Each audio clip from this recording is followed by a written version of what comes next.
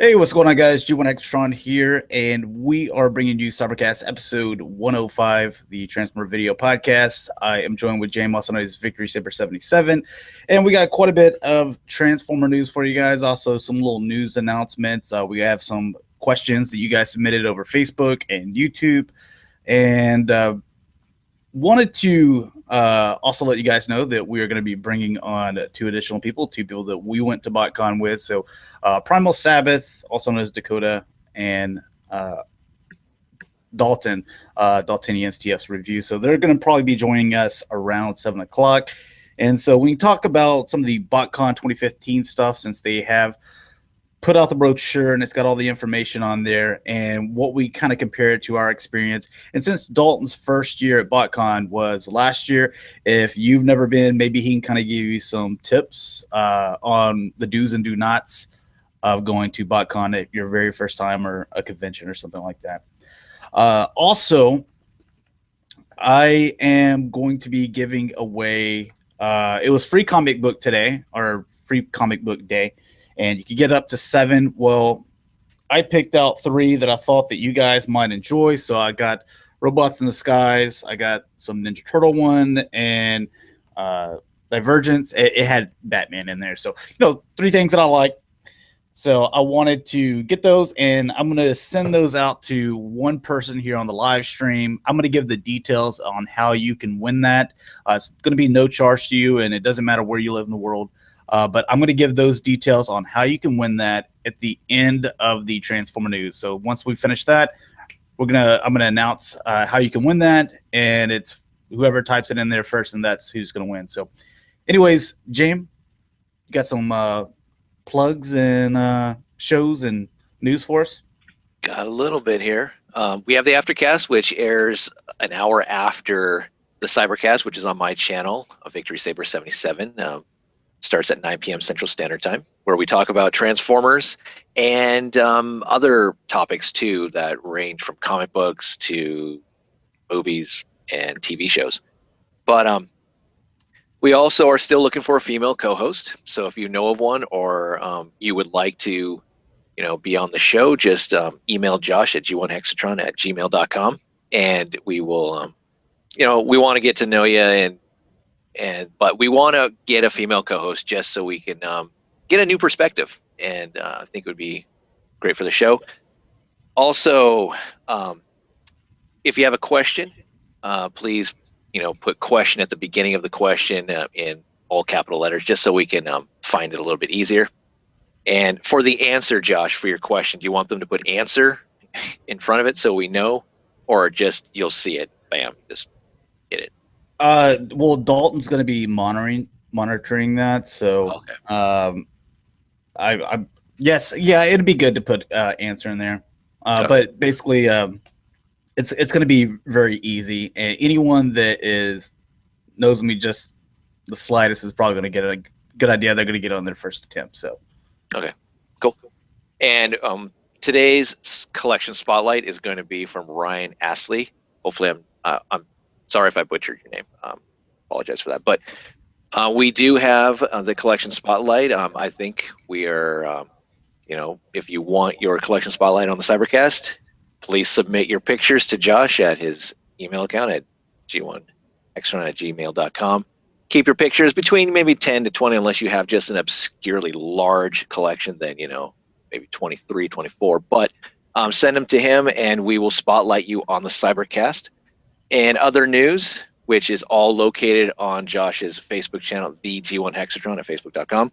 We see that Stephen Amell, who plays Green Arrow, is now Casey Jones, or going to be playing Casey Jones in a new TMNT movie. And there's pictures over there. Yeah. And looks pretty cool. And the final trailer of Mad Max Fury Road is also on the Facebook page.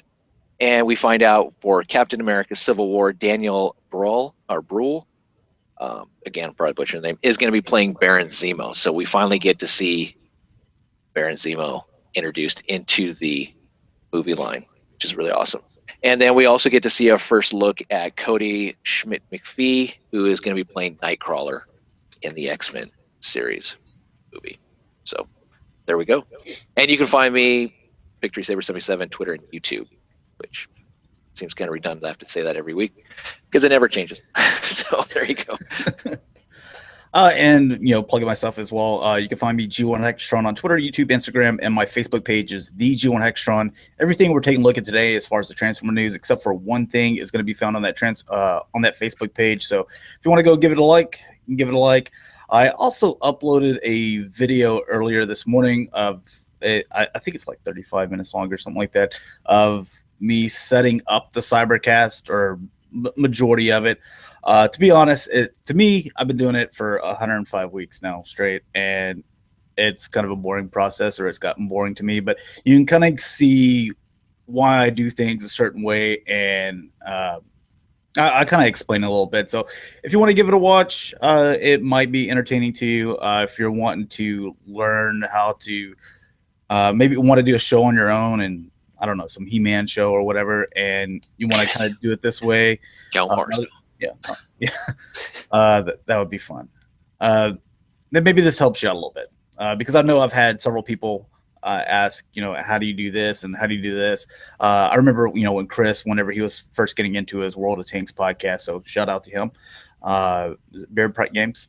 Yes. But he was wanting to do it kind of that way, but over World of Tanks, so I'm kind of helping out with that. So if you have some kind of passion and you want to do it, maybe this helps you out. Maybe it doesn't. But anyways, there it is. That's cool. Behind the scenes. Nice. Yeah. I like it. And a couple of things as far as sales today. As you guys know, every Saturday morning, I go out and I track down, the Walgreens, Target, Walmart, and Toys R Us and Hastings, and try to see if there's any good deals. I did come across Jurassic World. Seems like it's getting fully in stock at Toys R Us. That are all kind of kiddie. So I didn't really. There's ones that I think that they're trying to aim at adults, but I still think that they're for kids. You can obviously tell. But those are fully stocked, and those are right now until the 30th, 25% off. So if you are interested in those, then all Jurassic World stuff is 25% off. Hastings, and this was kind of a surprise for me. I saw, you can kind of see them back here, but Wave 3, the Creeper, and Hastings always sells their stuff for $25 for their DC figures and stuff like that. The fact that it was in stock, and then also when I got to the checkout after waiting there for 40 minutes, free comic book day, and they only had one cashier. So I'm sitting in line for 40 minutes with, a bunch of other people, but they're all complaining and stuff. But he only rang up at $17.50 or $17.49, which I was like, oh, if the line wasn't so long, I'd go back there and see if all the animated stuff is ringing up at $17.50, because I'm about to clean house and buy me a couple of extra additional Catwomans just for backup. And but yeah, so you might want to, if you have a Hastings, you might check there, and maybe they are all for $17.50, so which is a pretty good deal. That's cheaper than when you can get it at like BBTS and other places. So yeah, that's and cool. Target still has Jabba and the speeder bike for $25. So seems like that's the norm now. Yeah, and they're fully stocked. They can't get rid of one. So I wonder if all the comic book character toys are on sale at Hastings.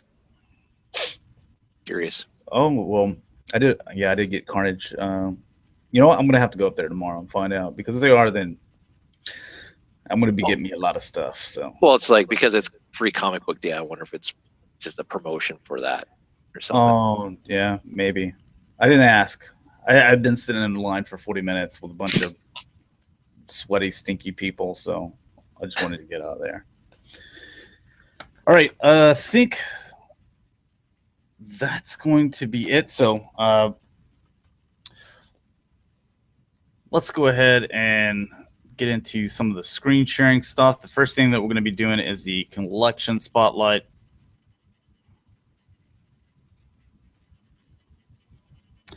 And this is Ryan Astley's. Hopefully I'm saying your name correct.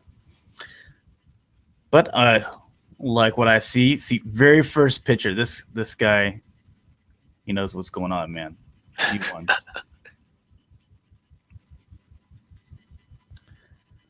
Dig it, man. Yeah. Decepticons. It's very clean. I like that. Like with the glass and all that. I wish I would have started my collection out with glass. Yeah, I really wish I had all DTOS and stuff like that, but God, man, they're kind of expensive. It's a good investment, but they're kind of expensive, and you got a lot of stuff. Then, man, you're gonna have to buy a lot of DTOS. Yeah, tell me about it.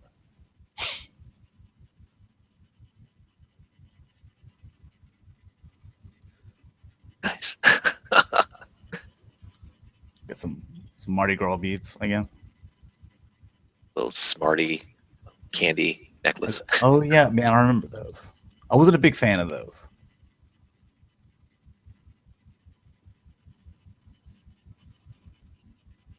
Oh yeah, there you go, man. He needs to be in the picture all by himself. I think that was it. So yeah, man, thanks a lot for sharing with us. Some nice G1s in there. Yeah. All right, I believe the next thing is something that I wanted to kind of let you guys know that if you live in the Dallas, Texas area or somewhere maybe close, Trent, San Antonio is not that far. I'm going to be at Dallas Vintage Toys grand opening Saturday. It's from 11 to 5, but I'll probably just be there from 11 to 3. Obviously, because I got to travel back to come do the Cybercast. But they're going to have a Back to the Future DeLorean. They're going to have a cosplay contest. There's also going to be a NES contest. I'm not really sure what type of games, but I've been kind of brushing up on my skills a little bit on some NES games. So I don't know. Maybe I'll win some prizes. And I'm going to take some video footage and stuff like that, and I'll probably upload it on Sunday after the event. But if you are in the area, then there's going to be like hot dogs and stuff like that. Then stop by and say hi, or whatever. So, Wow, man, I don't know if my wife would allow me in a store like that. yeah, okay. Like I can already tell you like some of the stuff that's going to be bought. That guy, the Batman Beyond. Ooh, maybe that Batman right there. There's probably some Ninja Turtle stuff that I'm going to be buying up. There's that Deadpool that Dakota was talking about. Dude, he should go with me. But those Ghostbusters, I might get those. If they have any new Blackline stuff. I'd really be curious on their prices. If they're really competitive, I would, yeah, man. Look at all that. Oh, crap. Look at all that Marvel Legends stuff. Yeah, so there's a lot of that, and they have a lot of loose stuff as well. So I'm wondering if it's going to be grand opening. All their Hot Toys. They have a Brave Max. Yeah, I might have to check the price on him because I get paid like a couple days before this starts, so I'm gonna have like all that money. So and bills are paid.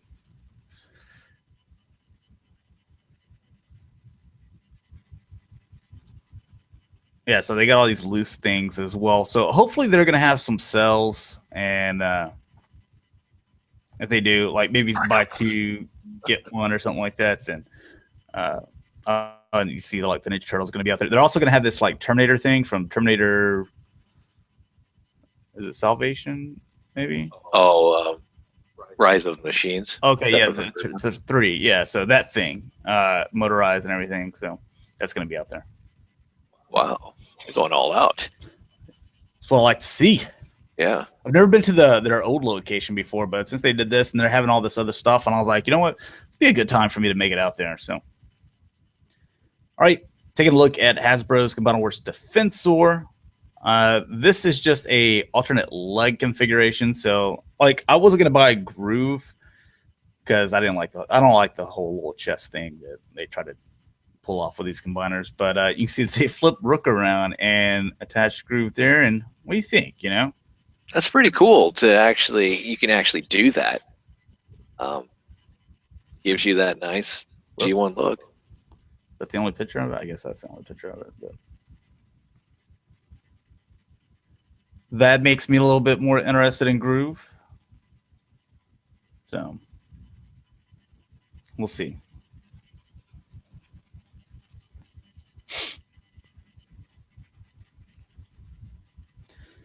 All right, and this is something I was debating on whether I was going to share because we looked at this, I think, last week because we were like, oh, nice box artwork. But you can see the little slides for Perceptor a little bit better. I know it's kind of glaring, so you can't make out that one, and I actually can't make out hardly any of them. That one looks like Unicron, maybe. I can't. It's hard to see. Yeah. But then I was also like what's this thing? I have no idea what that is.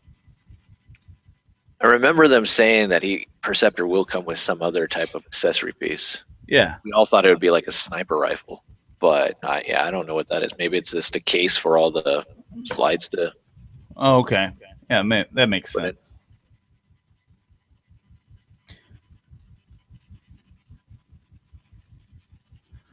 And you see all the nice little stuff. So this is one that I will pick up.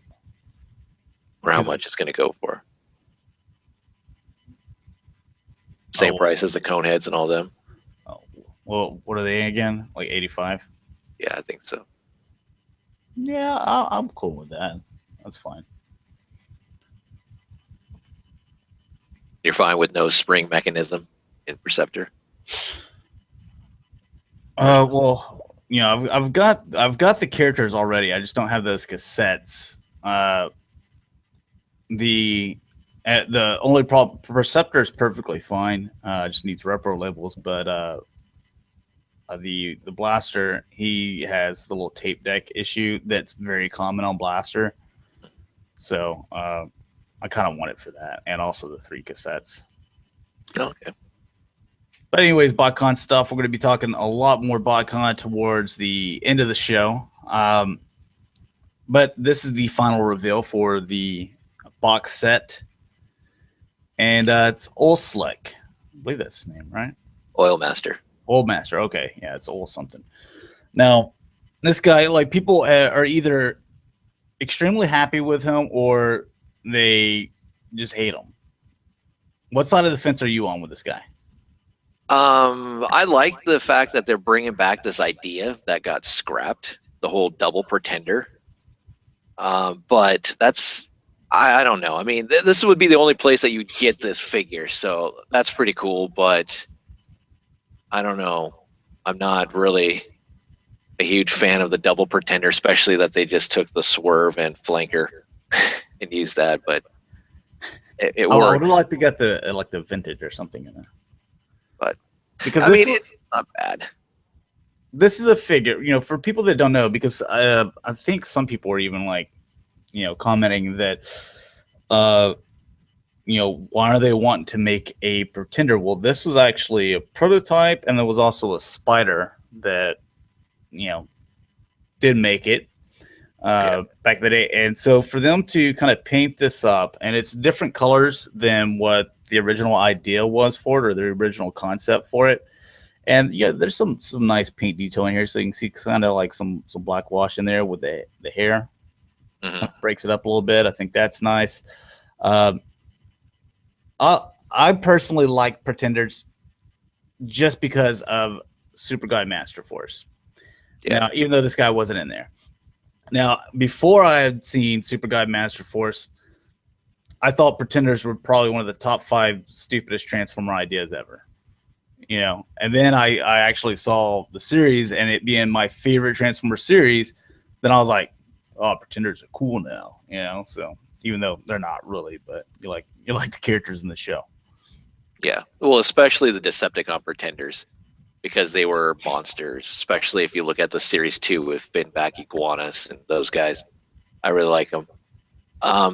But for this, my only concern is there's a lot of tooling that went into giving us that pretender shell, and could that have been used for something else? Would this mold ever be used for something else? I mean, people are talking, could this be a pretender thing for like Optimus Primal from Beast Wars? And I mean, who knows? But it is a cool concept. I mean, they revealed that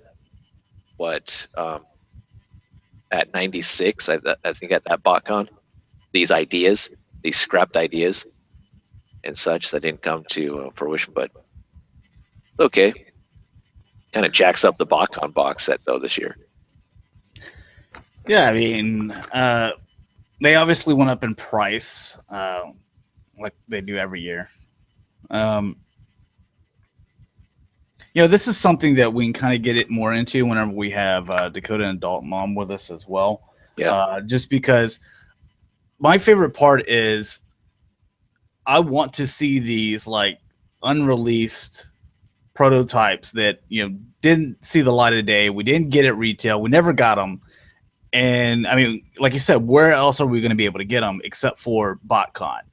And not everyone's going to love them. This one, bit of an odd choice. Like I was, we were telling Pete before. Pete, it'd be such a great idea to just do G2, the G1 style. I'm not talking about with Combiner Wars or even that if you wanted to do it. But I think that a G2 Minosaur, would be very, very popular. And this was around that time where we just saw the prototype G2 Stunticon go on eBay. How much did that thing go for? Like 15 grand, was it, or even more? It was somewhere between $15,000 and $20,000, and I was like, and there was several people bidding on it too. Didn't you even put in a couple of bids as well? No. I was just watching the mayhem. So there were multiple people bidding on it, so you can't tell me that there's if they wanted to come out with kind of, here's a special Botcon item and it's whatever limited to this and this is what you're charging, that thing won't sell out quickly. Well, it's going to sell out regardless, at least because of the scalpers, but there's going to be a ton of people that absolutely want that thing. Where else can you do that? It's not like Hasbro is going to come out in the middle of their Combiner War stuff and be like, hey, remember this guy? There you go. Or any other unreleased prototype. So I like to see some of these things, see the daylight. And if this is kind of the first one, I don't remember them doing any type of like unreleased figure for a while. I mean, there was the first Botcon with the breakdown robot, the G2 breakdown. Mm-hmm. I can't think of anything else though. Anyways, but I like the idea, and I'd pick them up just because I'm a fan of Super Guy Master Force, even though it wasn't in there. So it's something we can get more into. You have anything else you want to add to it? No, I mean, no. I think Swerve looks cool. I don't think he looks, whatever, $50 to $100 cool, but I do think that's a cool paint job. Yeah. I will say this, they as far as FunPub Botcon set here, they took the bar to another level. I mean, last year we were all like, man, Scorponok, the amount of tooling, you got that Headmaster gimmick, that was really cool. And now they did this. I mean, it makes you kind of wonder, like, are they going to be able to top it next year? So kind of. I wasn't even interested in their box set until I saw this guy, and I was like, well, this one is definitely interesting. Yeah. So like I said, there's people that love it or they hate it. I'm one of the ones that loves it. So, and that would be the only Botcon figure that I'd want. Now, this one is rumored to be also kind of like an attendee for Botcon. So someone said maybe it's a custom, but I'm like, dude, it's like molded in this green plastic here. And you can see that this stuff is tamper graphed on. So I'm going to say 99% chance that this is a Botcon attendee. And you can see the G2 Autobot logo right there. Yeah, I mean, that's supposed to be General Optimus Prime from the G2 series, which was another scrapped idea. Such, but that's pretty cool. I mean, another Voyager class. I mean, you need to have a villain to take on Megatron. Or not a villain, but you need a nemesis, let's put it that way. I thought it was going to be Rodimus. Maybe it still will be Rodimus, but going this route, this is something I'm interested in because the Roadbuster mold's not too bad. Now, the only thing with this, though, is you're still getting this head. from what I've seen from the pictures of the G2, the way it was supposed to look, it's not anything close to a Roadbuster head, if I remember correctly. Is that right? It is kind of, just because it's based off of I think of Beast Wars 2nd, because they used it for the auto rollers. So it was, was it Auto Crasher, I think? No, not Auto Crasher, Auto Stinger. I don't know about Sports Jam. And then G2 Dirtbag. But I think it doesn't look prime looking, but as far as it being true to what the original characters look like, molds, I think it is kind of close to it. I'd have to go in my other room and look at them, but yeah. Okay, I was about to say I must be looking at a different figure then, because if it was the one that I remember, and I think that we're talking about the General Optimus Prime, then it was a different head. But okay, well, if it's true to the toy, then okay. Even though it doesn't look like an Optimus Prime, obviously, but if it's true to the toy, the way it was supposed to look if it did come out, then I think that's what true, like the fans, the people that pay this whatever $600 for this Botcon stuff, that's what they want. Mm-hmm. True to the toy.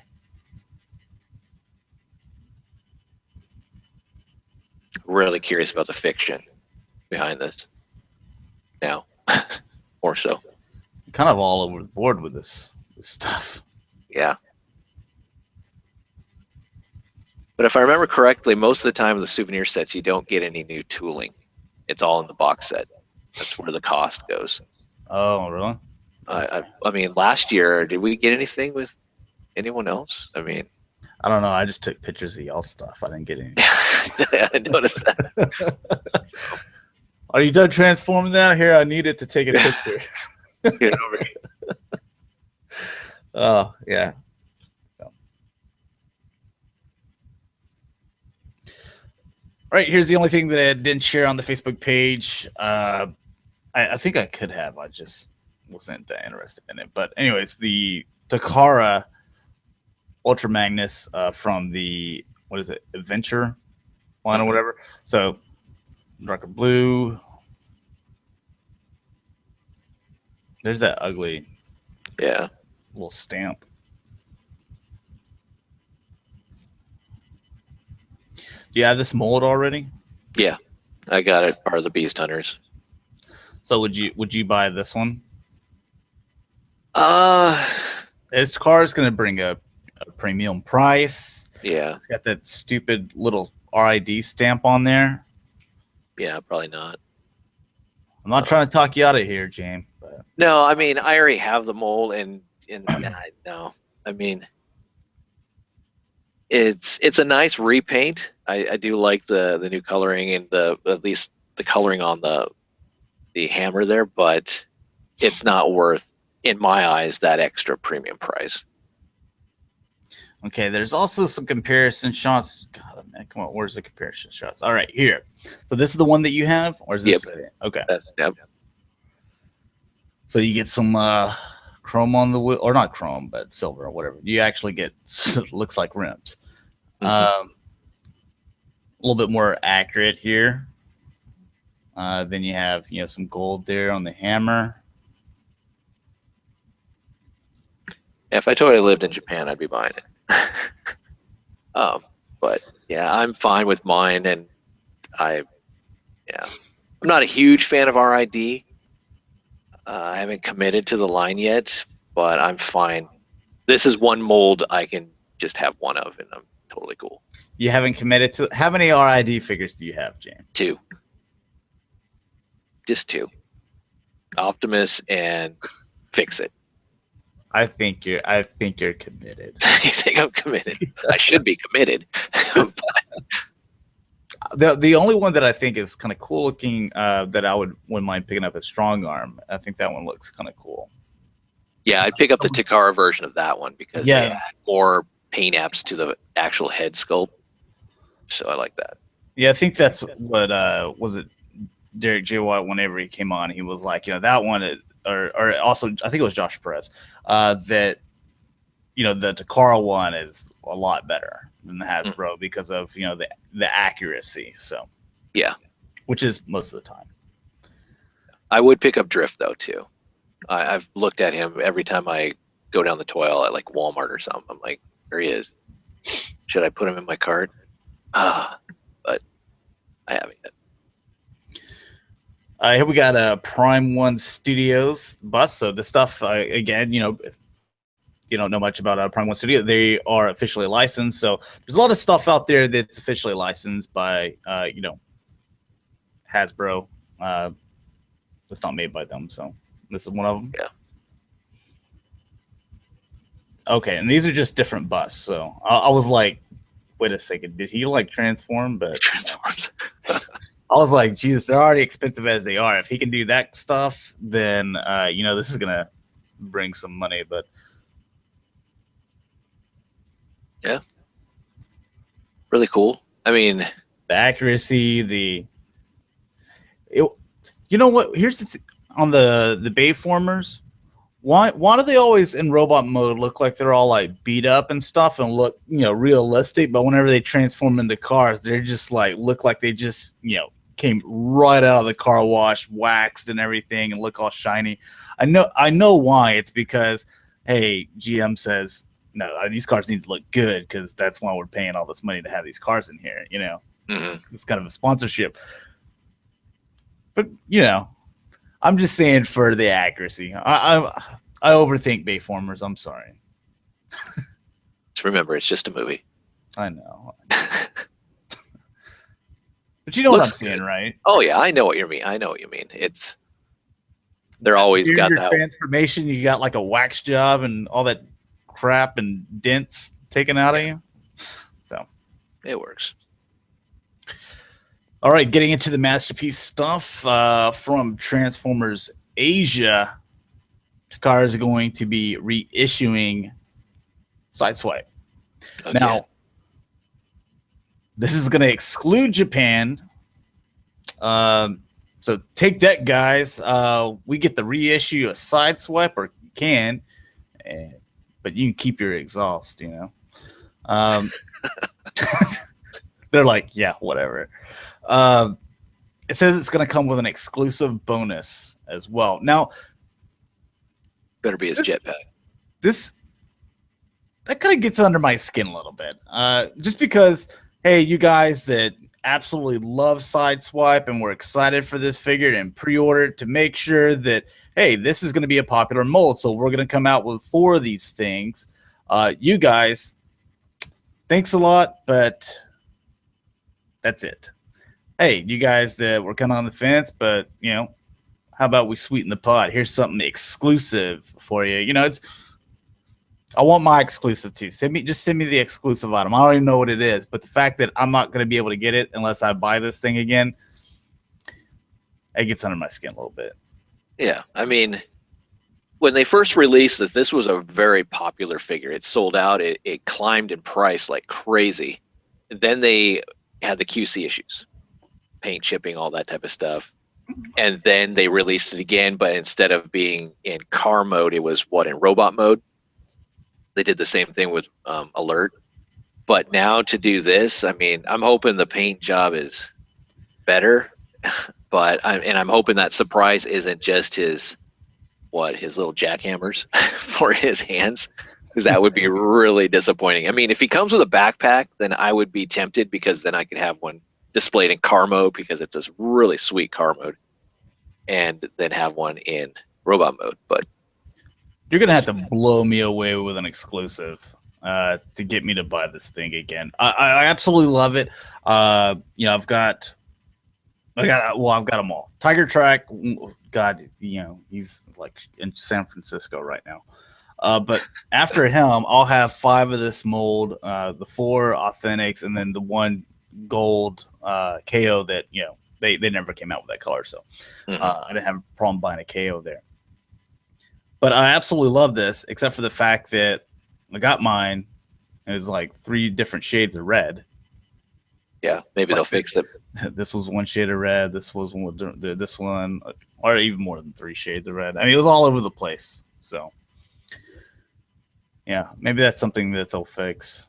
Red's I guess a hard color to do on black, or the transparent stuff. But this is a good idea for people, like you said, that didn't get didn't jump on it then, and because it's so expensive on eBay, and that's one of the things that we're going to get into later in one of our topics is which masterpiece figures need to be reissued because of the pricing and putting them online or on eBay, and then wanting just crap loads of money.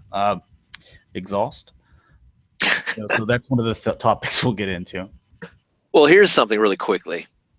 Do you think the Masterpiece line is going more towards this exclusive bonus items from now on? Because it seems like every single Masterpiece figure we've seen so far is coming with something extra. Bumblebee came with an extra, faceplate. Trax is coming with that stand with Raul and all that. You got the Hasbro Asia exclusive MP10. You got the Vector Sigma. This is coming with some type of exclusive. Star Saber, I guess, really didn't. I mean, got that nice stand, I guess, but I don't know. But that was different. That was fan voted. But it seems like everything's coming out with some type of extra feature to get, or extra piece to get you kind of on board. You think that's a new trend, or just? I think I'd have to see it kind of I'd have to see it a little bit more down the line because with the reissues, I guess I don't like it. It's I want the exclusive item too. I shouldn't get shafted just because I jumped on it when it first came out. Because if we were just like, no, I'm gonna wait for the reissue because I can get an exclusive item, well, then they're never gonna make it because no one's buying the original. So. And they're like, well, that mold was unsuccessful. So it takes us buying it at the beginning. But the Bumblebee and Trax are the only two that are kind of new that are coming with some kind of extra thing. So I think Exhaust did too. The immobilizer exhaust came with. Man, I don't like to talk about it. I still need one. I think if I saw it one more, not with Road Rage, but like the next thing, if I saw it with that, then I'd be like, yeah, I think this is a trend, and I think we can start seeing this in the future. As reissues, I do get it as far as the exclusive item. I'm just not happy about it. I wonder if they're trying to do that to disassociate the Toys R Us release. At times it's like, well, I'll just wait for Toys R Us because it's going to be cheaper, but now it's not going to have that extra item. But I mean, that's down the road and all that. But we got War Dog. Yeah, so going from the official Masterpiece releases into the third-party stuff, here we have Batcube's War Dog, and he has Masterpiece scale, and this is final. So I don't think that I've ever seen so many pictures of one figure ever than War Dog. There's got to be thousands of pictures of this guy, but finally we're looking at final pictures of him, and so it's not some kind of like in production or anything like that. Looks like is it green eyes? Pretty nice. Some nice paint in here.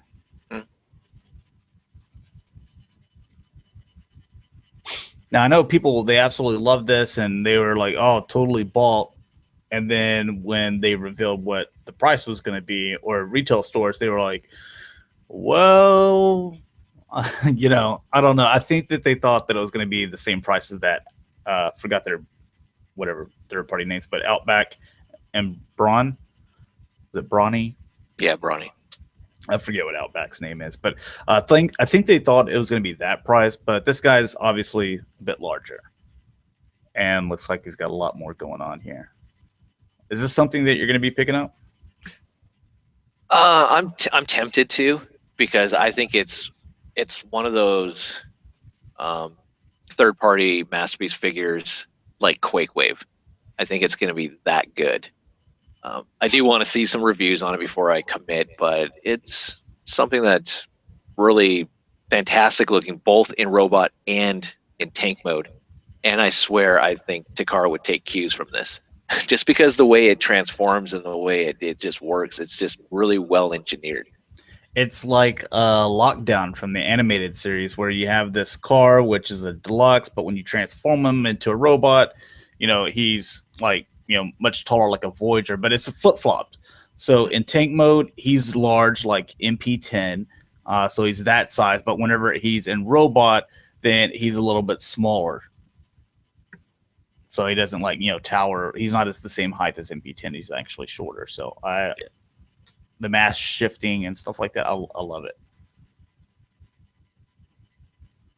Now, if they can only figure out how to do Megatron's gun that way, where he's like he can fit in my MP11 Starscream, but then when he transforms, he's like taller than MP11. Dude, that is a win. But yeah, I don't think that's possible. Yeah, I think that would. Then all those people that have always made jokes about my G1 cartoons, and I can finally have something to fire back with. Do that with Reflector and all them. Yeah.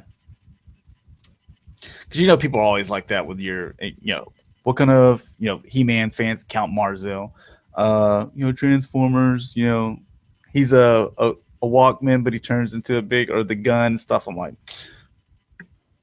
dude, your main character wears a pink shirt and tight whites, before he turns into He-Man. So I don't want to hear it. It's like he's got a loincloth. I mean, I've always wanted in the Masters of the Universe line as a villain to have some type of wind power, and all he does is just blow wind, so he just blows up He-Man's loincloth. It's like just embarrass him or whatever, and then it's like, all right, there we go. I won the battle. It's that easy. Oh, wow. All right, so take a look at Mastermind Creations. Salvia Prominion. I believe this is supposed to be is it Solus Prime? Yes. Okay. We saw the prototypes at Botcon, took many pictures. Oh. Part of the reformatted line. I'm actually thinking about getting into this. They're all their fembots. I really like that Azalea, their RC, and I really like that dark Azalea. Just wish that she had it like the teeth, or she represented the box art more. Don't forget, we saw IDW put out that image of basically the Generations RC painted like this with that freaking giant sword. Who was it? Optimus Prime, Beast Hunter Optimus Prime sword? Yeah. Yeah, dude, I want that. And a Nightbird. That's all. I'll be happy. I guess I just don't know enough about all the female characters. I just never really paid that much attention to them. I don't read comics either, so these guys were never in the G1 cartoons, right? No. Okay, that's why I don't know who she is. She's one of the original 13. I ain't got no love for her. You weren't in the G1 cartoon. I like it. I like the color scheme. I like the gold, the hammer, all that. Yeah, looks good.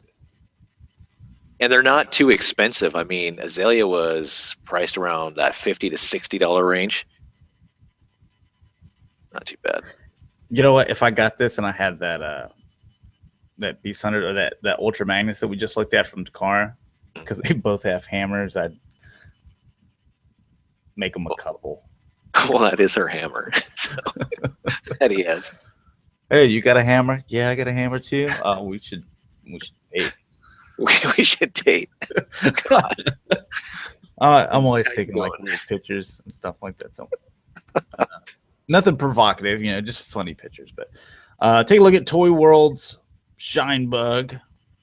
Basically, their gold bug throttle bot.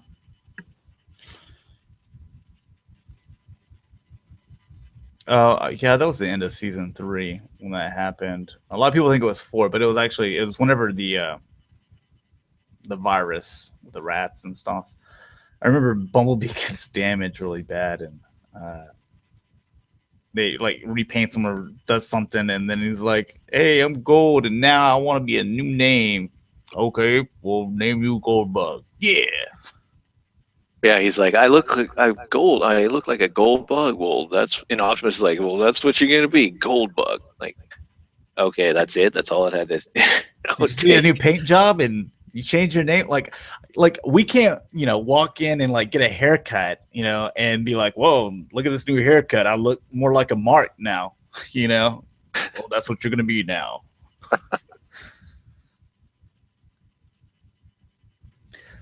I like these throttle bots individually. Yeah. The combined aspect, that's pretty cool. I don't. If I did get them, it would be for the just individually here, and pretty nice here with the wheels, covering up any type of gaps here. You don't see any hollowness or anything. So I think this is a pretty well solid figure. Yeah, and it's nice that Toy World finally finished their throttle bots. I mean, we thought they weren't gonna finish them. They've been working on this for a long time. I wonder if this collapses a little bit closer to the chest here. Yeah.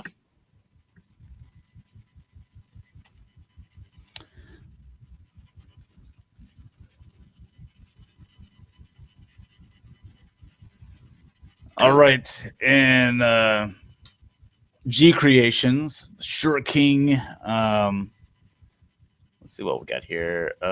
It is the Thunderous. Is that Sneer? Is that what they're calling it? Oh, Growl. Yeah. There we go. Awesome. So, these are just okay. Anyways. What do you think about these? I like them. Yeah. I'm curious to know if these guys can just stand up just straight, because every single picture that I've seen of them always has their legs totally spread out to some crazy pose like this. And I don't know if every single time they take a picture of it, they're like, hey, I want to make this crazy leg pose, or do they just slide apart whatever that Botcon figure was. DevCon from the Botcon set last year. Oh, I believe these have ratcheted joints, though. So I don't think they just slide apart. So they just absolutely love this leg pose. Because look, every single picture I've ever seen of this guy, its legs are always like he's trying to do the splits. Just they're putting him in an action pose. Okay.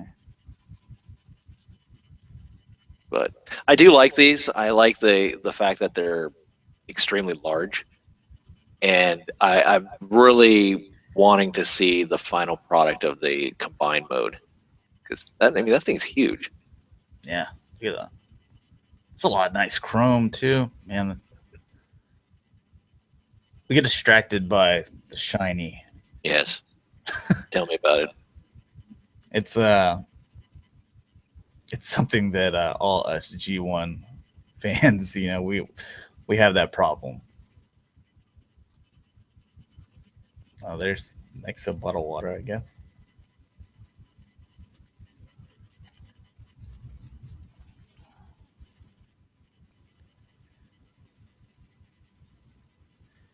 All right, I already sent this to Marzo.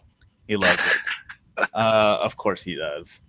Helmet is GoBot love, but DX9 Kokomon, is that how you say it? Kokomon, yeah, I guess. I don't know. It reminds me of that song Kokomo by Beach Boys. Yeah. Yeah, so that's what I'm thinking. Is that what it's supposed to be like? I hope not. I wonder how many people most of our viewers are older, so they probably know who the Beach Boys are. I mean, they were before our time, but still, you know who the Beach Boys are. You've heard them. So your parents kind of forced it on you whenever you were a kid. But I wonder how many younger viewers know who the Beach Boys are. Unless they watch Full House or something, or know John Stamos. Go ahead and get into the figure, I guess. Is this a Transformer podcast, or are we just talking about oldies? At a bunch of senior citizens here talking about their old life. It looks nice. Yeah, so they've done this with the Rekgar going with Cykill. I'm just gonna call them their real names, okay? The Cykill, and now they've gone with the Crasher here, from the Mirage mold. I think you think that with this series that they're going to continue doing that. They're going to find kind of the Transformer character and the Botcon equivalent to keep on doing this, so they can help, give the Transformer fans what they want, and also try to give the GoBot fans what they want, because I think they have something here. Because other than the those kind of they're kind of masterpiece style like GoBots. I forgot. It's been a while since we looked at them, but other than those, I don't really know of any like highly articulated, like nice looking GoBot figures for the GoBot fans. Like all 5 of them or 6 of them, however many there are. Yeah, I think they've committed to the line. I mean, look at their sign, Go DX9. It's like it's exactly a nice homage to the GoBots logo and all that. That crazy woman, Salamore. You see it right here.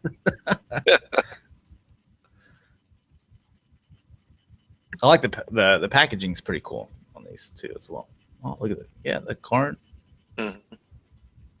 It's a nice throwback. I mean, they did it with the original release of Invisible with the whole kind of Diaclone or the artwork and all that type of stuff and the lettering. Yeah.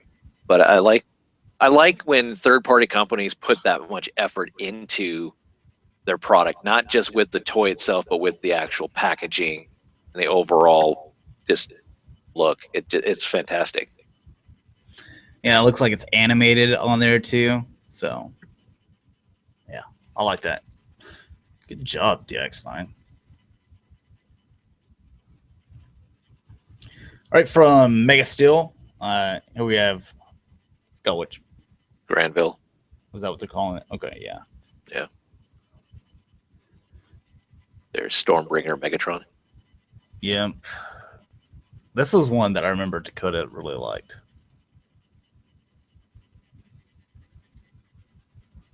It's not bad.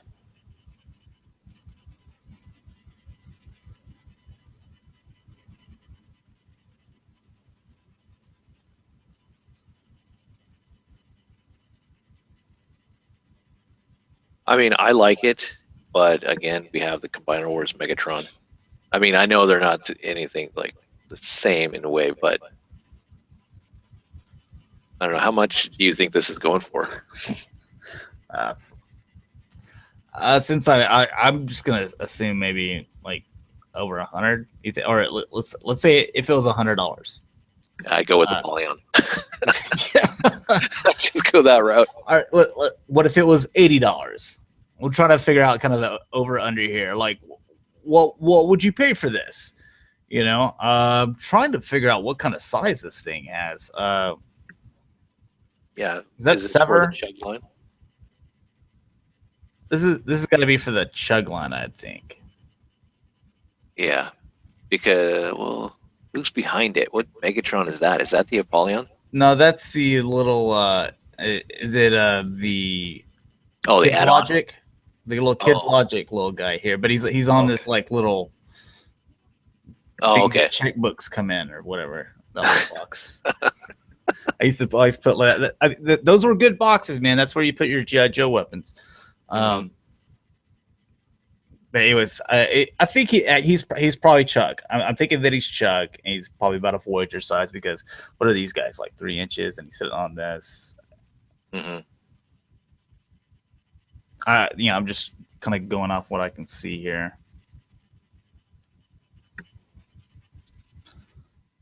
Yeah, so there's a little. You can see his little fat head back here. So. Yeah. Well, yeah, he's yeah, I know. It's just that's not too bad. I wonder if you could put that gun on his arm somehow for like a cannon. Over here.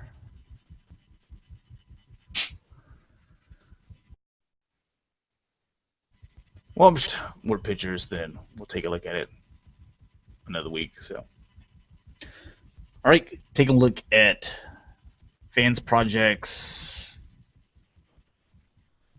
Yeah, what are they calling this thing? Sonic Bomb, or no, it's Function X Smart Robin in Sonic Bomber color. So I guess there's no official name for it yet, or maybe there is. I didn't see one though.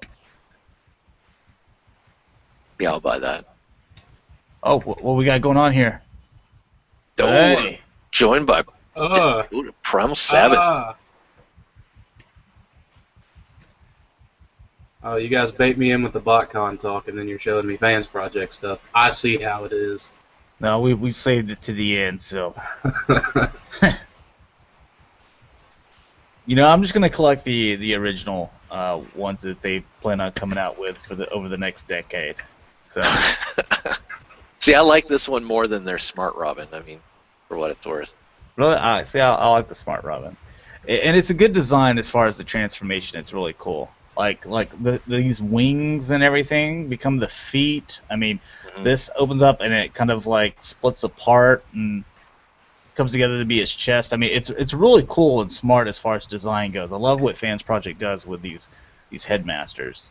But does the headmaster actually have a mouth plate like the original Brainstorm, or is it open just like a mouth, like this one?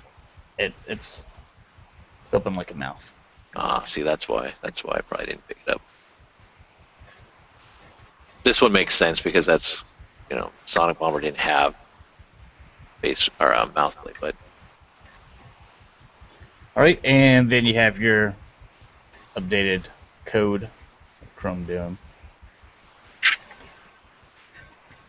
So just kind of scan through them really quick. Everybody knows what code looks like. It's just, you know, those little painted details make them more G1 accurate.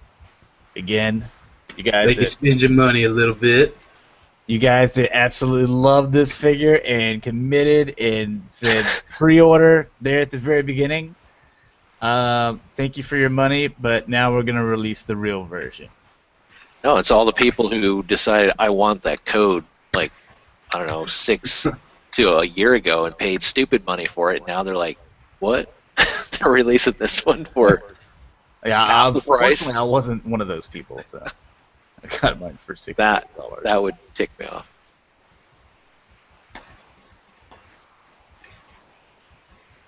So we're joined by someone else. Uh-oh. Oh my God, what's going on here? Holy crap. All right, so we are joined by Primal Sabbath and Daltonian. You almost said selfish. Dude, I've actually, since you said you were coming on, I've actually been practicing saying Primal Sabbath over and over and over again, just so I didn't screw it up, or at least there at the very beginning. But we just talked about FansProject's Chrome Dome. Now, that one's supposed to be for like your chug shelf, where it's kind of, you know, the chug size.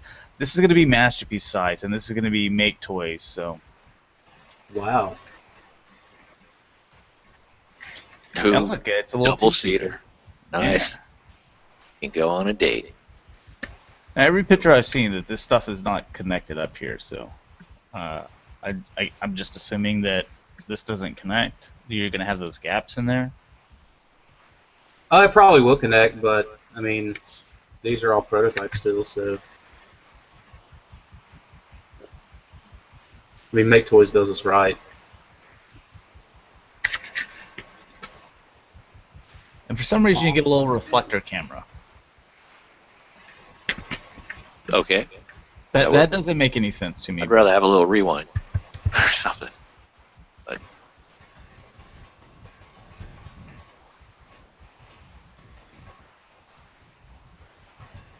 All right, and take a look at MakeToys Guardia, basically their defensor. That guy looks pretty nice. First aid looks like an ice cream truck. The color scheme. He does.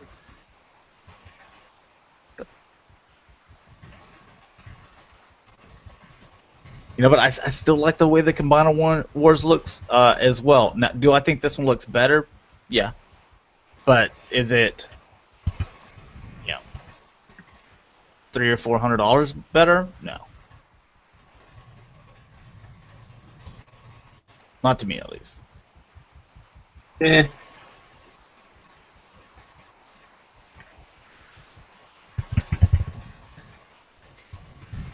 And got a few pictures here of a little bit better detail.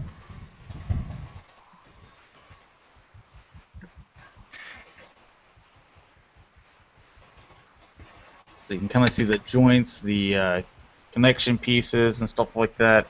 You can see the ball joints. We got some nice hill spurs back here. Yeah. Nice back support for sure. I like that. So I guess this piece right here may be translucent. I'm just painting that. Yeah, check that out, man. That's nice. Good solid heel foundation. It looks like Now, you don't even need the combiner guys down below. Yeah, it looks like it's one of those like FansProject's M3, to where it looks like this piece right here comes down and it's part of this, and I see wheels on here, so I wonder what this whole little contraption thing comes into. And then you just attach the guy. That's what it looks like. Kind of reminds me of what FansProject did with their Not Motormaster, so it's probably going to be part of the fire truck. Yeah, that's what I was saying. Or If it works, though, I mean, you know.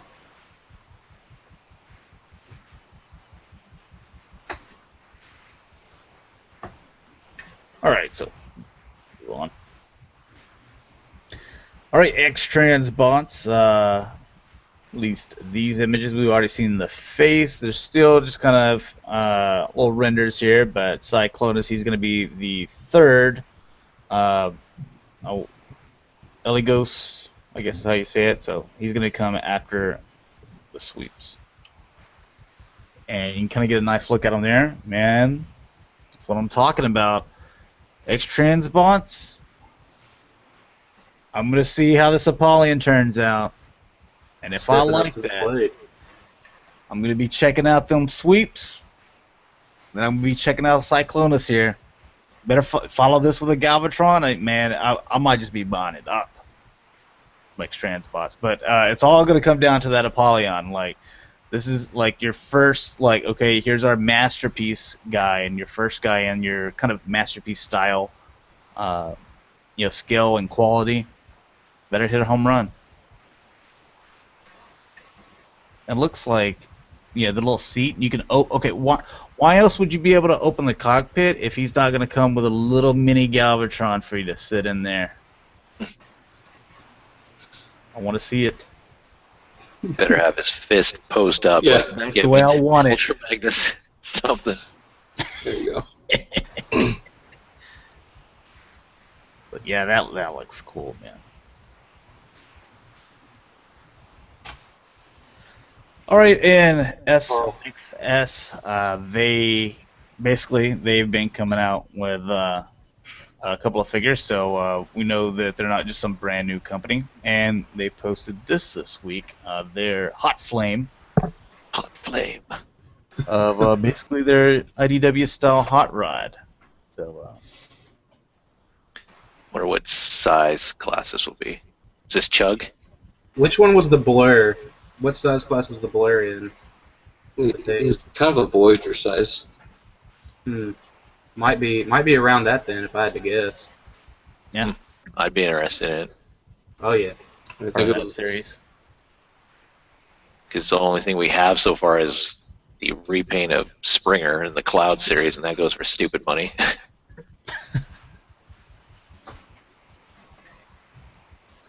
All right, just to kind of be aware, guys, this is a KO, so there's some KOs out there. Be careful. You know, movie toys are doing good when they're getting knocked off. Them faces, though, goodness. Yeah. Yeah. That was the worst idea ever, is to take away the faceplate for Optimus Prime. Let's just put a bunch of toys out where he has the mouth. Everybody's gonna love that, right? And as far as add-ons go, you got X2 toys, little leg things here for Combiner Wars and Megatron. Got a better picture. It's still blurry. Like last week, they had a picture and it was like really blurry, and this one, it's a little bit better, but come on. Third-party marketing at its finest.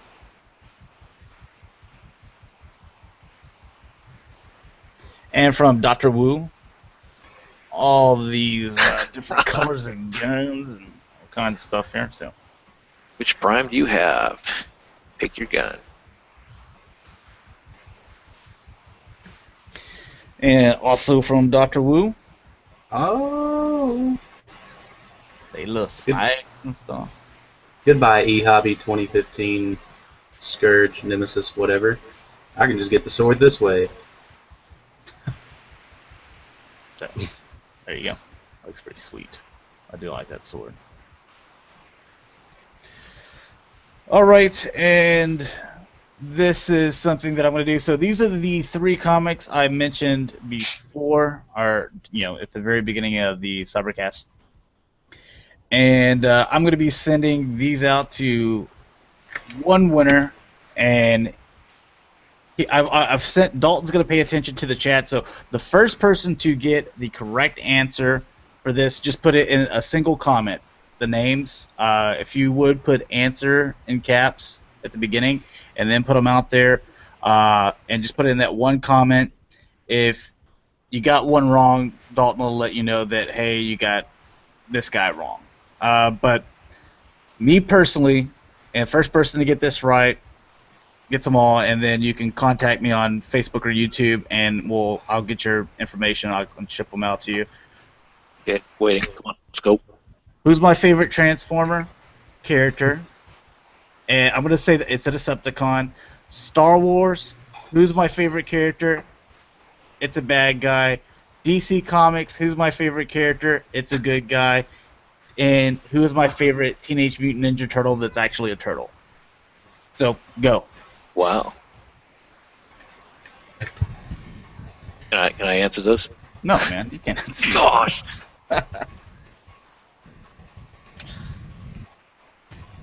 But, Jaim, you want to catch us up on questions? Or, what'd you say? Nothing. It's just people who are in the comments right now, as we are live, they'll understand. Questions. I am finding none. I'll put it in a single comment.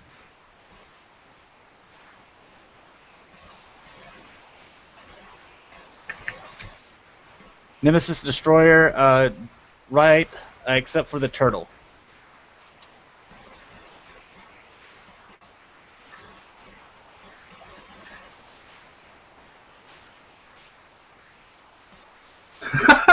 Dust mites, dude. Killed it.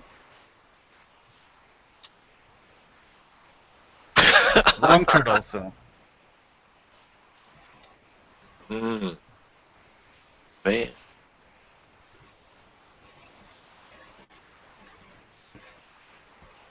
Ultra, you gotta put the rest of the people in there.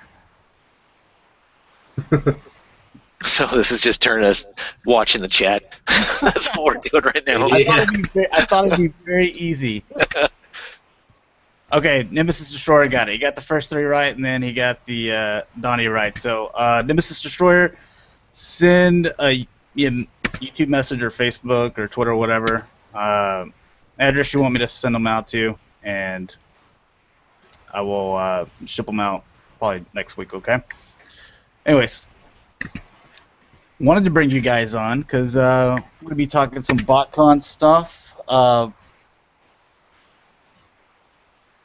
Here's the thing that I saw that Pete put on. Which one was this? Allspark. And so here's what the brochure reads.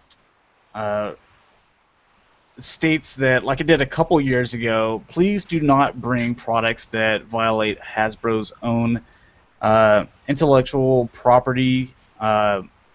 Here's what it says.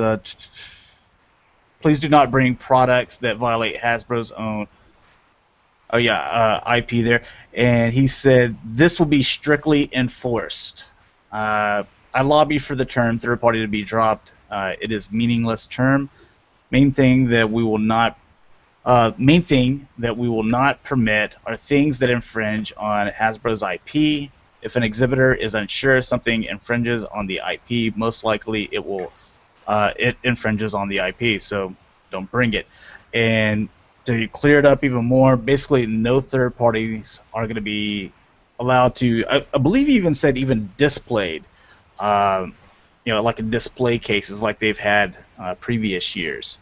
So what do you think? How do you think that's going to impact Botcon and some of the people that go? And because I think all you guys, you bought obviously some official stuff, but you bought some third-party stuff as well. Everyone here, so that if you haven't been watching for a long time for Cybercast, but the four of us went to Botcon in 2014 to Pasadena, so that's why I wanted to have these guys on and kind of give their insight and stuff like that. But anyways. Well, I guess I'll go first. I remember whenever it was kind of put into full swing in 2012, that was whenever they made the first big hoorah about it.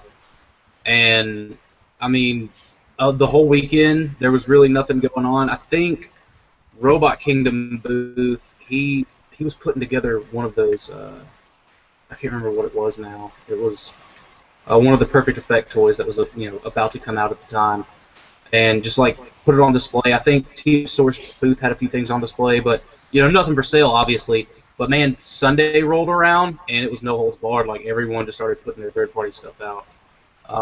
But there was also the room-to-room ordeal that was going on, and ultimately, I don't think it hurt the convention at all. I mean, for some reason, fans made a huge uproar about it, but nothing really changed.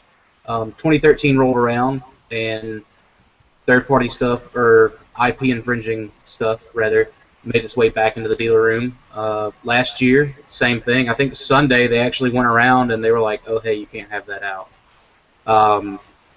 in the dealer room. But nothing, it hadn't really been taken too seriously these last couple of years. But this year they are for sure. Last year they didn't have the wording like that either, and you also didn't have correct. And this is going to be strictly enforced. Because that was one of the things that he said on there, that we're going to have people that are designated these areas to just travel up and down, and you see it, get it out of here. I don't know if there are warnings or destroyed or whatever. Yeah. And going back to the Q&As that are asked on the Botcon website, I think it may have been last year or it may have been 2013 or maybe in both years. Someone asked, "Oh, is there going to be third-party stuff in there?" And on the answer that they posted on their website under the Q&A, or the frequently asked questions rather, it was just nothing that infringes on Hasbro's IP is going to be allowed. Well, it was still in there, but it's kind of starting to crack down now, for sure. But do I think it's going to affect anything, like the convention goers? No. I mean, you're going to have all your people complain on the internet, but the people that are going to go are still going to go. There's still going to be third-party or IP infringing stuff there. As far as stuff that's banned, though, I think your add-on kits are more than safe. Weapons like Dr. Wu type stuff, render form type stuff. Even, I would go as far as to say those little master shooter guys. I think all of that would be safe, more than safe. It's just the full-fledged figures they're, obviously going to have a problem with. Yeah, because they even said that they don't even want them on display. Right. It's one thing that if you allowed them to have a DTOF there, because I know several booths had that, and they have their display, and you get to see the third-party figure, and then here's my room number, because we're doing a buy-sell trade, or it's just them basically set shop in their hotel room. That way you could be like, hey, you know what, I like that, this is the price on it, then tonight I'm gonna go pick that up.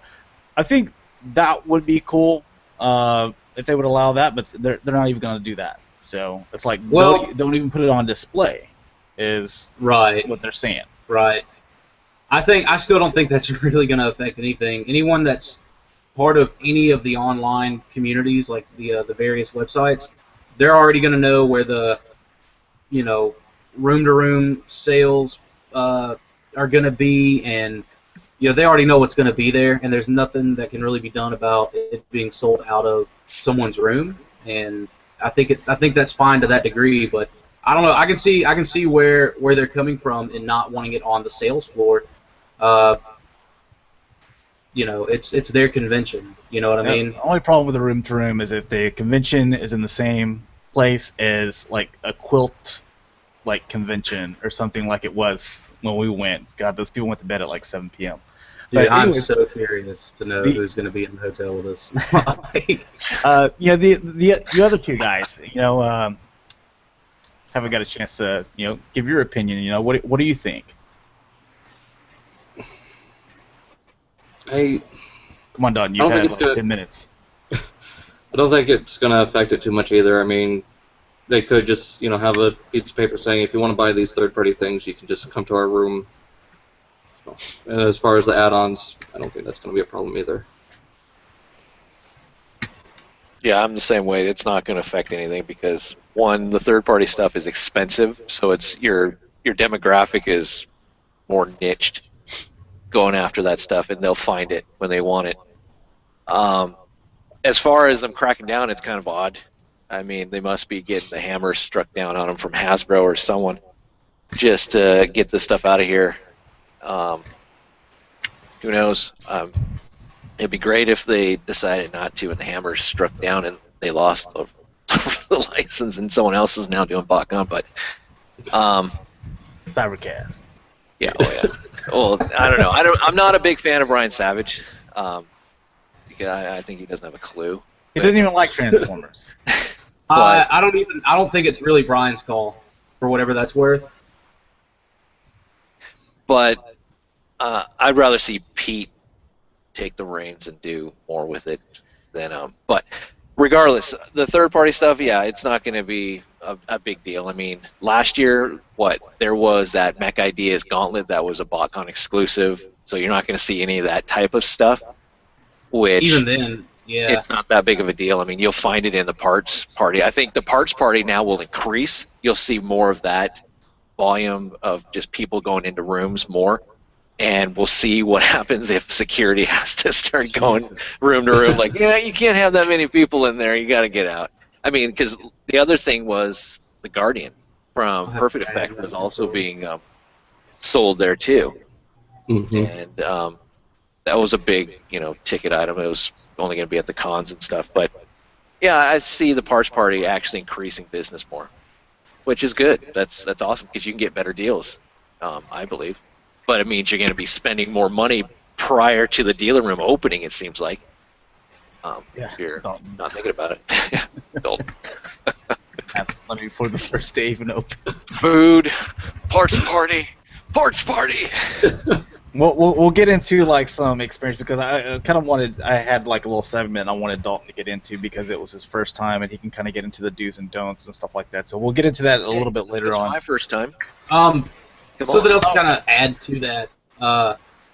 I've kind of like browsed the boards for the last couple of days since the big announcement was made, and a lot of people are like, oh, the dealer room's gonna be trash with no third-party stuff, and like.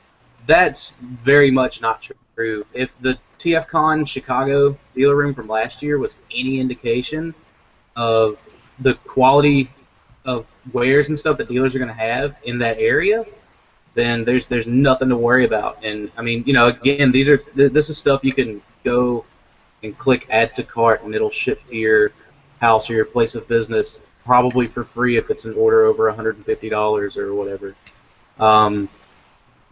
I don't know. I think it's kind of moot to make this huge deal over not having your third-party stuff at the convention. I mean, there's still going to be a lot of really awesome stuff there. No doubt about it. How much third-party did we see at last year's Botcon? There wasn't like a ton of it. It was all. I saw more non-Transformer stuff being sold, like G.I. Joe, Marvel, NECA stuff, and that type of stuff, than actual like third-party. And there's a 50-50 like rule that's in place for the dealers. Like as long as 50% of their product is Transformers, the other 50% can be like whatever, as long as it doesn't infringe on Transformers IP, yada yada. That like whole run around. Like 51% is like, what is it?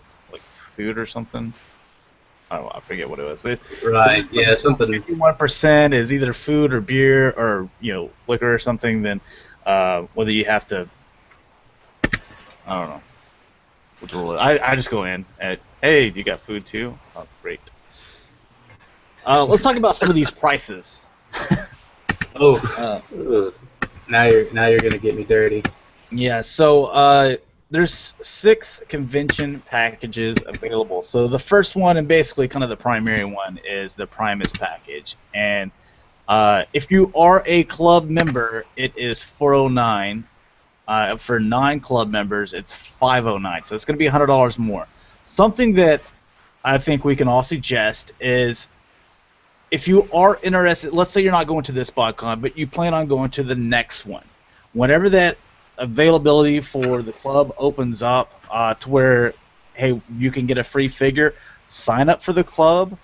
You're going to get that free figure. I guarantee if you don't want the figure, you can sell it for double for how much it costs you to get into the club at least. And now you also get that $100 off there at the as far as your Botcon experience. So. Don't get all these people's hopes up on like getting double for that club figure. It depends on how well it does and how many they have made versus how many got out. Like back when they did Sideburn, okay, absolutely, but then the hype died off of it. You can go pick up Sideburn. Like Rampage. Rampage is still on the Collectors Club for sale. Depth charges too, I think. Even the signed ones from the Solo World. Depth charge was probably the worst one because he's on clearance, and they the thing is, you'll probably you'll get to sell it. It's something very minor. You'll make your money back regardless. Yeah, that's what I'm trying to say, and then you'll also get that $100 at Botcon. So maybe you can get double for it. Maybe you can just get what you paid to get into the club, whatever it is. It's a good idea if you want to go to Botcon. Is the point that I was trying to make before Dakota went on. So technically, so don't get hurt. Don't get hurt, Josh. Anyways, let's. It's like good old times. It's good old times. Yeah. So you're gonna get the Most Wanted box set, the name badge, pen, program with comic, early freebie, freebie. So whatever on that. Then there's a mini-con package, which is $120 for clubs, and then it's $195 for non-members. So you don't save as much money there, but that's what I went as last year. I went as somebody's mini-con. I don't know. Dalton. Dalton's. Oh yeah, he didn't carry me around in it at all. So you didn't attach to him, no. You get the name badge. This basically just gives you entry into the thing. You get to do all this stuff. So like last year I went to Universal Studios, you were able to go to that and stuff, and it kind of paid for that, which I thought was kind of cool. This is, let's say, if you want to add like your wife or kids or whatever, you can add 3 of these mini-con packages to a Primus. Then you got Protoform, which is $195 for club, $295 for non. I'm not going to cover everything that comes, about it. Then Protoform is basically like the way to not go. It doesn't matter like how you cut it, because you're just paying to get in, stand in line to pick your badge up on Thursday, and then get into the dealer room and get autographs on Friday, and then general admission comes in Saturday, and so on and so forth. So that way, if you didn't want the box set for the Primus package, but you didn't have anyone you're going with, so you can't do the mini-con, so you'd have to do the Protoform, correct? Basically, if, yeah. Okay, then the Iacon, $409 for club members, $509 for non-members, and this is You're not attending. Yeah, you're not attending, you get the set. Now, there's the golden ticket upgrade. So the main thing is a Primus, which is what most people get. So let's say $409, $509. And golden ticket is what Dakota did last year, and he absolutely loved this thing. And it's only available to club members, so it's going to be the $409, and then how much it costs? $400 extra, so it's going to cost you $809. Which is $100 more than it was last year to add to that, burning desire to go golden ticket for anyone that may be doing that.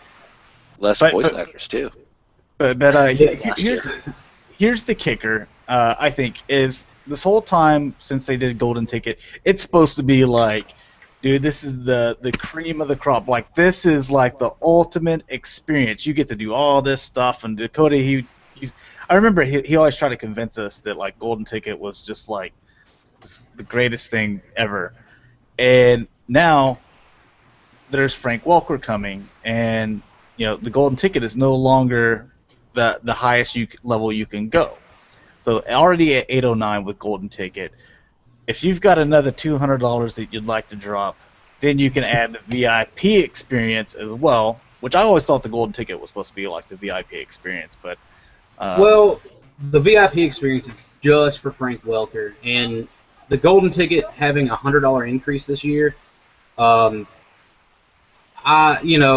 course, there's been no official confirmation on it, but I'm almost 100% positive it's because it includes a professional 5x9 or 9x11, whatever photograph of you and Frank.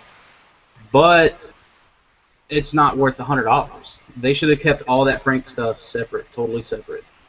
Because I know a lot of the people that have been going golden ticket since it started back in 2012 are just like, yeah, no, it's not worth the 100. Not at all.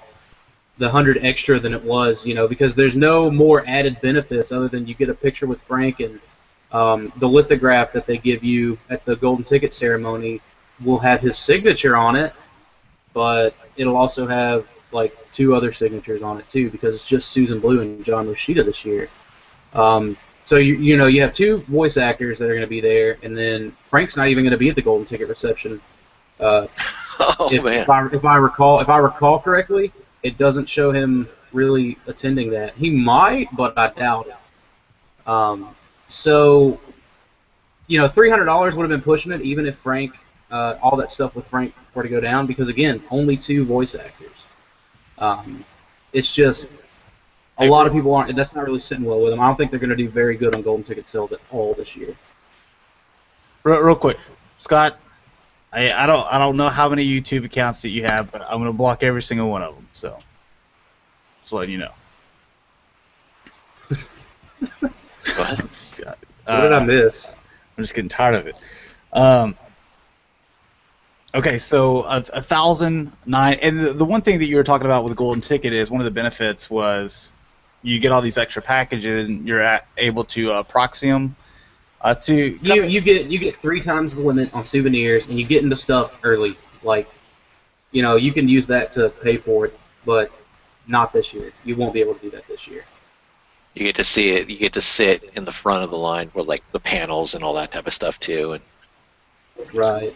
Let's not forget about Build-A-Fig, the custom class. Custom class. You got that. That still didn't go up in price, which is nice. They have these pictures on here on the brochure, and like I saw Derek J. Wyatt there in the front, and then they were like showing off the custom class, and I was like, it'd be funny if they used like a picture of Dakota, because like there was like everyone in the custom class, and then he was like off in like the corner all by himself, like like leave me alone. Like he had all his little paints around him and stuff like that. He didn't want to be bothered by anyone.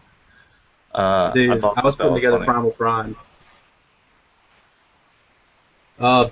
Yeah, dude, so, I mean, it's also couple the fact that the souvenirs, the production number of the souvenirs is, from what we've been told, greatly decreased for this year, for various reasons, I'm sure. The last couple of years they've had stock left over. I know every souvenir set was left over from last year. So there's that to kind of take into account. And a few other things, but so even if you are going golden ticket, you're guaranteed 3 sets for Thursday and Friday, and then you'll get, if there's any left on Saturday, you'll get maybe 3, or they may up it to 6, or double it rather. It's not worth it. The golden ticket is absolutely not worth it. You will not make your money back if that's what you're kind of intending on, and it's just not worth the $400, even if you're not trying to proxy any sets out or be a middleman. It's just not worth it. Okay, and the other thing is the award dinner is actually coming back as well. Oh, I'm so happy. Like, food was so good in 2012. Casino night is coming back, right? They're doing that again? That's usually with the award dinner. Oh, okay, so yeah, link to it. Hopefully. No, where is...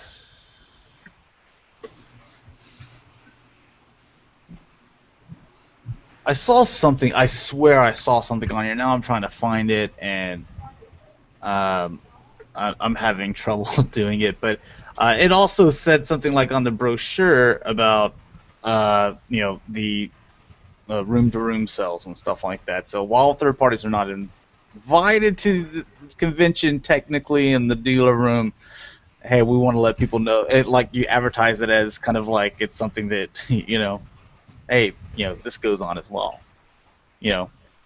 So even though it's not one of their like events or anything, it's just something ran by fans and stuff like that. Yeah. It's become part of the convention. It's just one of those things that just happens. Yeah. The parts parties I think have been around for a while. There's always been that kind of room-to-room trading thing going on. It's just since 2012 when the first kind of third-party ban was sort of enforced. That was where that kind of made a big breakthrough, I guess. But I don't know. A lot of people are mad about it or want to be mad about it or whatever. I think it's perfectly reasonable to not have that stuff in the dealer room. You gotta think FunPub, dude. They pay for a license to use these characters and their likenesses and their names and all this other stuff. But some smaller company out of China. I'm not trying to make them look bad because there's a lot of third-party stuff that I really like. I support the third-party stuff. But if you're paying for these likenesses and then these other companies are not, and they're selling the stuff right under your nose, dude, you might get a little upset over that. Hasbro might be like, well, it's not right that this is kind of happening right here at our get-together. So there's that too, Okay, so let's get into the box set. What do you guys think about it as far as the box set, what they did, and then I also wanted to kind of mainly focus on, is it what's his name, Old Slick or Old Master? Okay, the Pretender, because that was one when I was just like kind of on all the figures, and then when I saw him, I was like, dude, that's one that interests me. But I've also seen other people that hate the figure or they're with like me and they love the figure. What do you think about the overall box set, and then also, what do you think about like them coming out with something that was never released and maybe trying to do some of that stuff in the future, like throw in something that's never been released and paint it up and making a Botcon figure with your box set? Well, I mean that's obviously not even the prototype of that old Pretender mold. That's a totally brand new put together thing that Boss Fight put together for them. Which I think is awesome. I don't have any Pretenders. I always thought it was a really neat idea, and I think it's really cool that they made that new mold for it, and it all just kind of like works together. Love the box set though. It, as far as thematically, as far as like all the figures together, they're obviously just random characters pulled from random areas, but they're able to do that with the story because it takes place in the Axiom Nexus. And I think all the characters fit their kind of job or duty perfectly. And I don't know, like personally, I'm happy with everything we're getting this set. For obvious reasons, I've already got it lined up to where I'm getting 2 of those. The Shattered Glass Stepper, if I remember correctly from the video or whatever, he's supposed to be kind of like a Cable to Deadpool for like Shattered Glass Drift. Dig that, love that. Battle Trap to Springer mold. I'm gonna freak out over that. The Pretender, really cool. I wish they could have kind of modernized it a little bit. I mean, I know you're into bricks, Josh, and I'm sorry to kind of step on your toes. Dude, like, I'm not saying like 16 points of articulation. I'm just saying elbows and knees. All I want out of it. I just want some elbows and some knees. But other than that, dude, it looks awesome. And the Megatron is, it's hit or miss, but I can do it. Hasbro's getting that mold though, so like James said it back then. What do you guys think? As far as the box set, I do think it looks pretty good. I do like the one from last year a little bit better than this, but definitely loving, Pack Rat Battle Trap. Stepper is kind of hit or miss for me. Same with Megatron. As far as Oil Master, he's alright. Do you like the idea of them trying to do something as far as like some characters that never got released, and like them incorporating that, maybe not on every box set, but somehow try to get it into Botcon somehow in the future? Yes, I love that idea, and love that they're actually doing that. And what about you, Jaim? The box set is, I don't know. I like Pack Bread. That's cool. The rest of it, Oil Master would be my second top choice out of it. I'm really probably going to be more of a fan of the souvenirs, especially if that General Optimus Prime is actually true, and whatever else they think of. But as far as them putting the stuff that hasn't ever been made or got nixed, I do like that. This is a perfect platform for that, and Hasbro's never gonna revisit that ever. So this is a good chance that Botcon will, and I do like that. And then to give it fiction and make it viable and fresh, I do like that. So kudos to that. All right. One question that we got from Tulala for Primal Selfish, and he did put Selfish. He says, "When are you going to make a new video?" I don't know, man. I may upload one sometime soon. Maybe you guys noticed the clean face here, all except for like I'm trying to get a Monkeys In TV thing going on with this right here, but I'm failing. I don't know. I may put one up, in a day or two, maybe tonight. All I have to do is like upload it. Really, I have a lot of videos just kind of like sitting on my computer. But just to come asking the question for you, be like, probably tomorrow. Probably tomorrow. I haven't done one in like 2 months, but since you asked, I'll throw something together tomorrow for you. So. I mean, I'm a man of the people. So there you go. Just ask Dakota, tweet to him, message him, and he'll most likely deliver within 24 hours. All right. Inquire inside about special rates and packages. Now, before we get into the Masterpiece thing and a couple of questions that I had, Dalton and Jaim, it was your first Botcon. So, what do you think are the do's and don'ts for people that are interested in maybe going to maybe Botcon or even their first convention? I'd love to start off with Dalton because I think that his story is just going to be so much funnier. Oh yeah. Well, one, if it's in California, don't randomly give people money on the Walk of Fame, $20. Secondly, don't spend almost all of your money at the parts parties. Before the dealer room even opens. Before the opening day. Dude, he walked in, it was like puppy dog eyes everywhere. That's only $200? Oh, take my money. No, I'm just kidding. But what else? Snagging other figures that your roommates told you that they wanted. God. Dude, I'm done. You're killing me. He's gonna hold on to that forever. That's gonna be in his will. You know that, right? It's gonna be on his tombstone. Yeah. You'd never snag another collector's hut ever. Yeah. So. Seriously, Dalton, what are some of the do's and don'ts? What are some of the other things that you think that they could benefit from?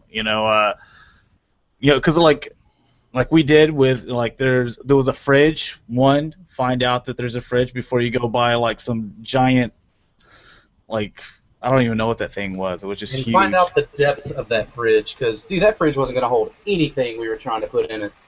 Like my Capri Suns, that was the only thing that fit in that fridge. You got like 2 Capri Sun spots, and then we had our energy drinks, and then like 2 cases of beer.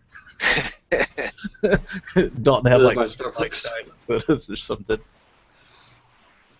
Also, do bring sunscreen, especially if you're going to be hanging around the pool. Or just hanging out with Josh in general. Like, he's going to need your help. Oh, God. Oh, man. We went that route. What's the lotion on? Don't let your roommates make you. Never answer the question, do you have soft hands? You just totally ignore it and leave.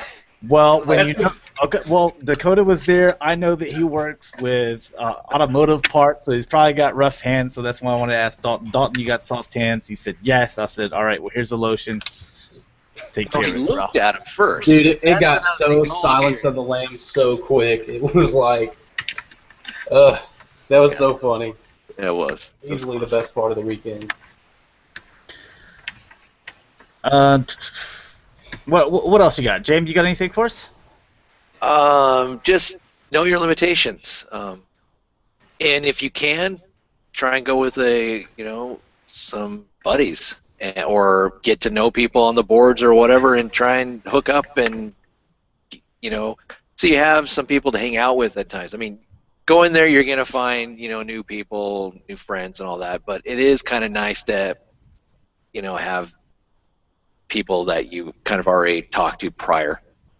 But also just it's like going to a candy store. Everything's gonna just be tempting. You want all of it, and to know your limitations, and know what you need to do and what you want to do. And for me, the biggest thing is probably freaking suntan lotion.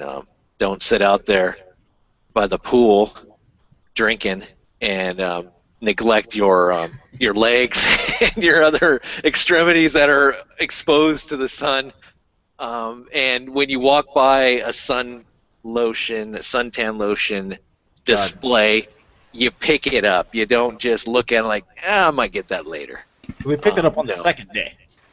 I've been at the pool for I don't know, 8 hours. I've got a comment here from Tulala. He says basically, so in conclusion, don't be Dalton. Yeah, don't be me. Also, it's nice to know if you have stores around you. Like, we had a Target, which was really great, and then that exposed us to that really great pizza joint, which you got some really good stuff there, and you can budget your money more. Oh, dude, there was In-N-Out. Oh, Yeah. In-N-Out. Oh, my God. Oh my god! Dude, you're like the tone in your voice changes when you start talking about food. It's freaky. Like, I'm surprised my arteries weren't clogged after that week, because dude, I was at In-N-Out like 7 times a day. Wow. Yeah. Oh, so good. Animal style. Yeah. So. I have something else to add though. Like with this year, it's at this gated-in closed golf resort. So, as far as like getting out and about, we don't really know if that's going to be like a Botcon 2010 Walt Disney World setup or how it's going to be. I know, like the buddies that I'm rooming with, my buddy Jim, he's bringing like this little grill on the back of his tailgate for his truck, because he's driving and he's a dealer, and he's just going to like stop at the nearest Target and just pick up a bunch of like ground beef, chicken, hot dogs, whatever. And like that's how we're gonna feed ourselves for the whole week. I think you can leave. I mean, I saw that they're doing tours if you want an extra Right. money, or go into the city and stuff Right. like that. But I know like after a certain time, like at the Walt Disney Resort, it was gates They'd locked. lock you out. Yeah, if you're gone, you better wait till first thing in the morning to come back. So and as far as like getting pizza delivered or anything like that, we're still not sure how that is for the hotel, because they do have some of their own restaurants inside, but my goodness, they are like an arm and a leg kind of restaurants. How's that going to work with shipping? Because I saw that you can ship stuff through the hotel. Obviously, UPS will be there, but you can't leave to get better shipping rates like at a post office or a FedEx. I get, especially if you flew in, like that's going to be problematic. And, I think they're going to try to work a charter service into the whole deal, and the hotel may offer a shuttle service. I would be surprised if they didn't. But I know, like, just getting there from the airport for a lot of people is going to be problematic to begin with, and we still have no real answer on that.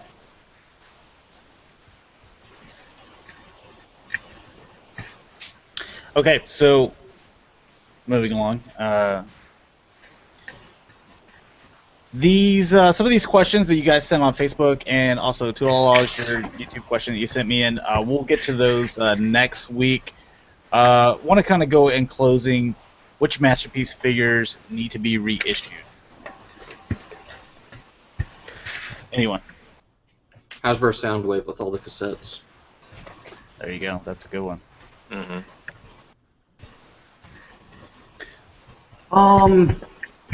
We're getting that, or Hasbro Asia's re-releasing the Sideswipe, aren't they? Yeah. Mm-hmm. Oh, goodness. Has That's what Marvel kind of- sold out yet? Or Exhaust, I mean? Has he completely sold out everywhere yet? Well, I mean, he's on eBay, and then people are trying to gouge people for a lot of money. But as soon as they've come out last week, they started selling the knockoff wheel jacks. So you know that Exhaust is going to follow right behind there. So I think once, like James said, once those start to hit, then you'll see people people aren't going to be willing to pay that stupid money for Exhaust. Right. MP11 Skywarp. Yes, we need the Hasbro 2016. Give it to us, Hasbro. Mm-hmm. I think Rodimus, dude. Like, if Hasbro could find a way to get him back over here with the trailer, like they did for MP10, I think that would be really cool. That'd be sweet. Yeah, I would like the trailer for him. So, Just fix his knees and shoulders. Do that, and then also if you want to throw in, a fire ball or firebolt, just because the Hasbro one that you sold me originally, you screwed up on his arm, so he can't even transform. I'd be thankful. So. Karen, if you would, just get on that for me. No. Still don't have mine. Yeah, I'm not going to have you send my email. She hasn't replied to you in like over a year, so. All right, well, we'll kind of end it right there. Nemesis Destroyer, I believe you were the one that won the contest, so just, if you haven't already, message me on YouTube, the address you want me to ship it to, and like I said, I'll get it out probably the end of next week. I'll get it in a nice envelope and pack it really nice for you. So congratulations, and Jaim, What's up? You want to tell us about shows and any news announcements and plugs, and we'll let these guys plug themselves too. Yeah, we have another show, the Aftercast, which is on my channel, Victory Saber 77, airs at 9 p.m. Central Standard Time. So go check that out in the next hour and 10 minutes here. We also are looking for a female co-host. Just want to get a new perspective.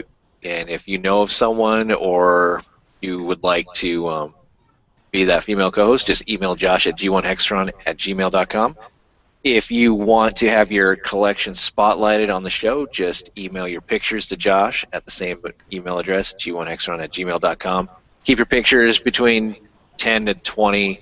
No collections too small, too big, and we will feature you on the Cybercast. And there's lots of other news. We have on Josh's Facebook page, the G1 Hexatron. He's got pictures of Stephen Amell as Casey Jones in the new upcoming Turtles movie, Mad Max Fury Road, the last trailer.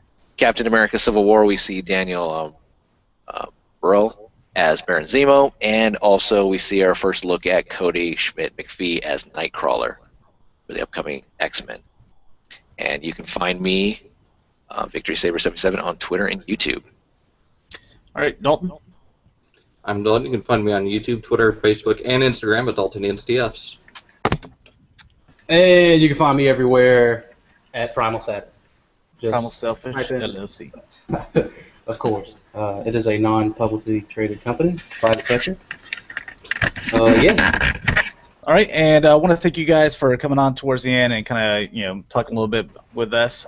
You can find me G1 Extra on Twitter, YouTube, Instagram, and my Facebook page is the G1 Extra. So thanks a lot for coming on and enjoying the live stream, guys, and also in video form whenever you watch this. So thanks a lot. Talk to you guys later. Peace. See ya.